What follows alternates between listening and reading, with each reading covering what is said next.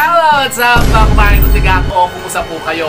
Ngayong araw pong ito mga kumain kuntigang ay usapang bentahan naman po tayo. Kasi ngayon po itatalakayin natin yung mga sinasabing mga pamahiin tungkol po sa pagtitinda at pagbebenta. Kung ano po yung mga sinasabing mga pampaswerte na dapat po gawin po natin para tayo po ay kumita ng mas malaki pa.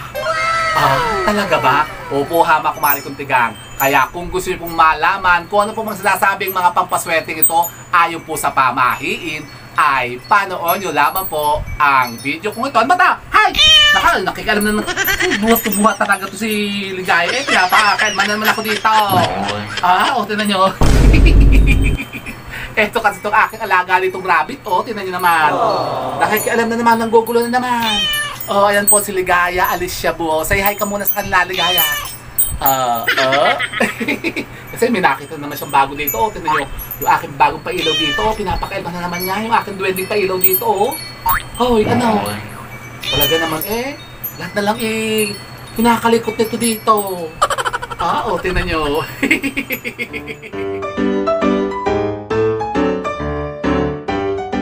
So, ayun na nga po ha mga kumari kuntigang. Ngayon nga po ito, tatalakayin nga natin yung mas nasabing mga paniniwala sa pamahiin ng ating matatandang mahinuno ukol po sa pagbebenta at pagtitinda. Yung mga sinasabing mga pampaswerte na pwede po natin gawin. At yun na nga, ano-ano ba itong mga to?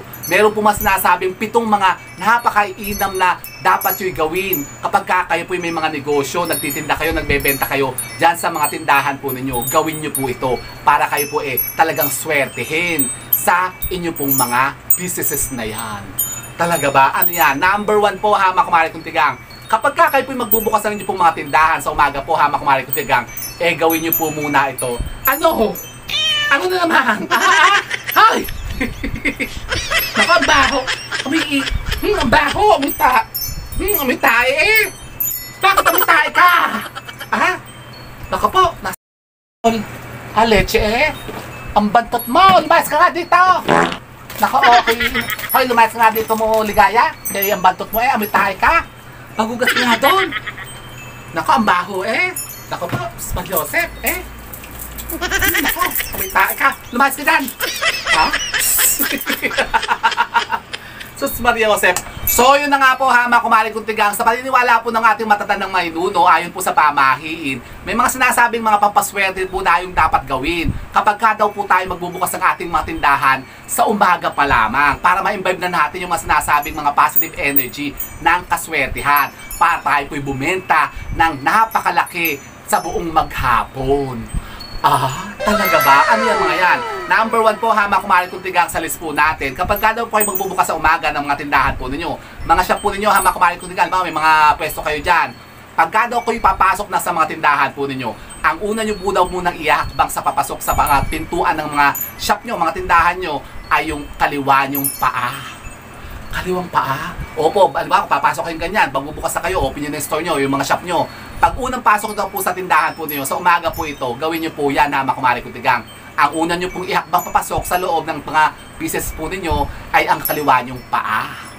Para mas sinasabi po positive energy ay ma-imbibe po natin. Para daw po positive ang buong maghapon para lahat daw po ng customers na dadaan dyan sa inyo ay bibili sa inyo. Talaga ba?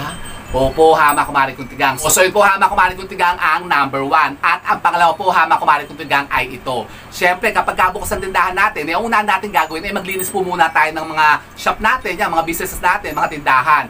At pagka daw kayo magwawalis ng mga tindahan po ninyo, wag daw po kayo magwawalis ng papalabas. Dapat daw po papasok po ang pagwawalis po ninyo ha mga kumari kuntigang. Mag-uumpisa kayo doon sa may main door, sa may pintuan, papasok po ng mga loob ng tindahan po ninyo. Tapos doon nyo siya dadakutin. Huwag nyo siyang itataboy sa pintuan, yung ipapagpag nyo doon sa labas.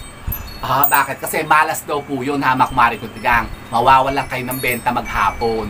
Kung baga lalayo yung mga customers po ninyo, walang bibili sa inyo. Matumal ang benta nyo pag gagawin nyo yan. Opo ha mga kumari kuntigang, kaya iwasan nyo yan. Ang pangatlo po ha mga kumari kuntigang ay ito. Kapag naman kayo po may mga unan ng benta, diba? Nagbenta na kayo, may bumili na. Di syempre, magbabayad ng ganyan. Ang una daw pong benta po ninyo ng umagang yan ay dapat daw po ay ipagpagyo po muna sa mga paninda po ninyo. Alam niyo po ba yung sinasabing buena mano? Yung buena mano, ubos na sinasabi, yan po napakaganda pong chant yan ha mga kumari kuntigang.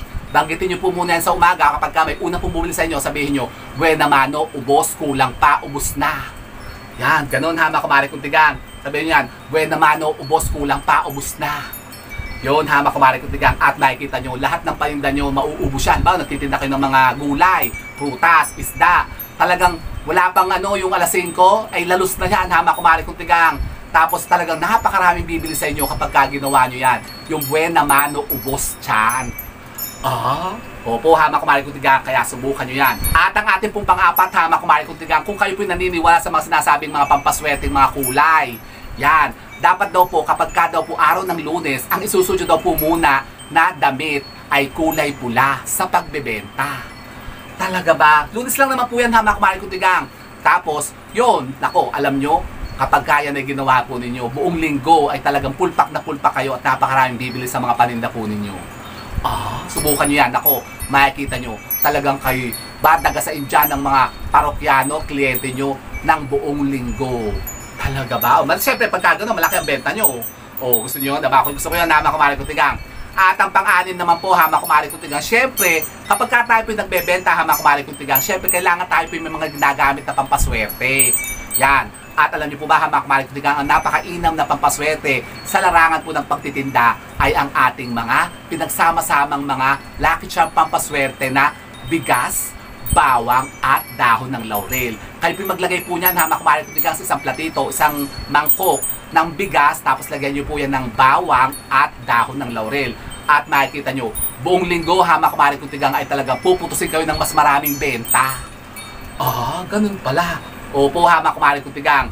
At ang pang-anim naman po, hama kumari kong tigang, syempre, kapag naman kayo nagbebenta, syempre, dapat po magigiliw naman po kayo sa mga customers po ninyo. Huwag kayong sisimangot at huwag kayong mga suplada. Kasi ganyan po minsan, hama kumari kong tigang, karamihan sa mga nagtitinda, kaya sila mo minsan ay walang benta.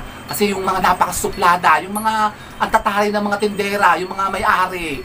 Ganun, hama kumari kong tigang, kapag ganyan po ang tindahan, kapag ganyan po yung mga binibilang ko, hindi ko binibilhan yan. Kasi siyempre buwisit ka na Opo, dapat po hama kumari kong tigang, iwasan nyo po ang pagsimangot. Opo, para ma-imbibe natin nga, hama kumari kong tigang, yung positivity ng ating mga paninda, para maubos agad yan. At ang pangpito po, hama kumari kong tigang, dapat po ay kailangan po lagi po tayong positive. Dapat pleasant po lagi, hama kumari kong tigang, ang aura natin. Yan, wag kayong sabi nga, wag kayong sisimangot, wag kayong magbubusit, hama kumari kong tigang, baka yung kayo Lunes na Lunes, kayo yung napaka-negative na, kayo mangot na ng mangot, bulong na kayo ng bulong na ganyan. Alam nyo, buong linggo, mabubusit po ang mga business po ninyo kapag gaganyan kayo. Kapag halimbawa marami kayong problema sa bahay po ninyo, iiwanan nyo na lang po yun doon, hama kumari kong tigang. Kapag kayo po magbebenta at pupunta na kayo sa mga tindahan po ninyo, dapat po, positive kayo. Positive outlook, hama kumari kong tigang, para ma-imbibe po natin yung mga sinasabing kaswertehan nga po sa pagbebenta. Kasi alam nyo, makikita yan ng mga parokyano nyo mga customers po nyo pagka kayo nagbubusit. Siyempre kayo, minsan meron ako nakikita yung mga amo, yung mga may-ari ng tindahan, yung minsan nagbubulyaw, nagsisisinghat sa mga tauhan, yung yaw-yaw ng yaw-yaw, tapos yung nagsesermon baga, yung yaw-yaw ng yaw-yaw, ayoko yung ganyan. Kapag ganyan po, hama kumari kong tigang, nilalayasan ko, hindi ako nabili. Kasi buwisit yun At ako rin po, hama kumari kong tigang, era na saras rin po yan. Pagka ako'y minsan yung bad trip, halimbawa ako bad trip, hama kumari kong tigang, maraming naniningit, ganyan, maraming bayarin. Tapos, di Lunes na Lunes, nako, iniiwasan ko po muna yun, hama kumari kong tigang, ang magbuset, yung magmura-mura. Nako, huwag kayong magmumura sa tindahan nyo, hama kumari kong tigang, kasi buwisit yan, malas yan, yung nagmumura sa tindahan. Yung halimbawa, yung magsisisinghal kayo dyan, magbubulyaw kayo sa mga, mga empleyado nyo, mga tindera nyo, sisinghalan nyo, yung mumurahin nyo. Nako, buwisit yan, hama kumari kong tigang, madadami ang paninda po ninyo, mabubuwisit ang negosyo nyo. Kaya tigilan nyo. Dapat positive tayo, hama kumari kong tigang. Kumbaga pleasant yung aura natin, dapat imbibe po natin yung positivity. Kumbaga good vibes lang tayo lagi, para tayo po'y swertihin. So yun po, hama kumari kong tigang, subukan nyo po yan, yung mga sinasabing mga paniniwalang yan ng ating mga matatandang maninuno na talaga naman pong subok ko na, hama kumari kong tigang, dahil talagang yan po'y, naranasan ko na. Talagang napaka-epektibo naman po yan, hama kumari kong tigang, kapag kayan po ay ginawa po ninyo sa inyo pong mga tindahan. Oo, so yun po ha, mga kumari kutigang. At kung kayo po yung may mga katanungan pa tungkol po din sa ating topic ngayon, pwede po kayo mag-iwan ng katanungan nyo dyan. Mag-iwan lamang po kayo, mag-question nyo dyan sa ating comment box. At kapag kayo po yung nabasa natin, yan po yung sasagutin ko rin dito. O di ba ka? And so with that, mga kumari kutigang, keep safe and God bless. Thank you for watching. And don't forget to subscribe my channel. I know you like it. And don't forget to brush your teeth. Bye mga kumari kutigang.